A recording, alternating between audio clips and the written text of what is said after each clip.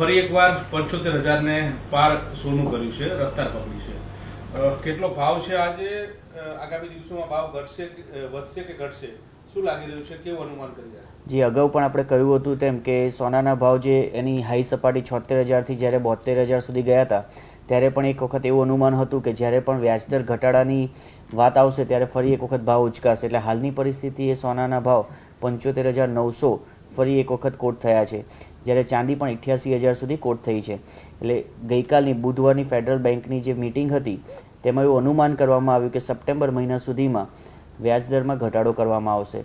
જો વ્યાજદરમાં ઘટાડો કરવાની હજી તો વાત આવી છે, ત્યાં પાછો સોનાનો ભાવ ઉચકાયો છે. એટલે આગામી સમયમાં જો વ્યાજદર ઘટાડવામાં આવે તો સોનું ચોક્કસથી અહીંથી પણ ઉપર જઈ શકે છે, એટલે કે નવી એક રેકોર્ડ સપાટી બનાવી શકે તેમ છે.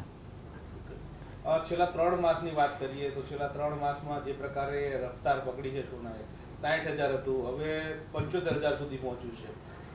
કઈ સ્ટેજમાં કેટલા રૂપિયા વધ્યા છે છેલ્લા 3 મહિનાની અંદર અને શું સ્થિતિ છે?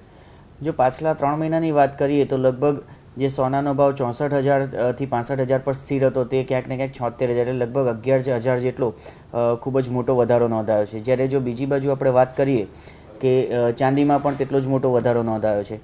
તો આની પાછળના મુખ્યત્વે કારણમાં એક તો જે આંતરરાષ્ટ્રીય સ્તરે જે પરિબળો કામ કરી રહ્યા છે, તે સિવાય સરહદે તણાવની સ્થિતિ હતી, તેમજ ચાઇનામાં પણ ખૂબ જ મોટા પ્રમાણમાં સોનાની ખરીદી કરવામાં આવી. તો આ તમામ પરિબળો સોનાની જે ભાવ વધારાની સ્થિતિ છે તેને ક્યાંક ને ક્યાંક વેગ આપ્યો છે.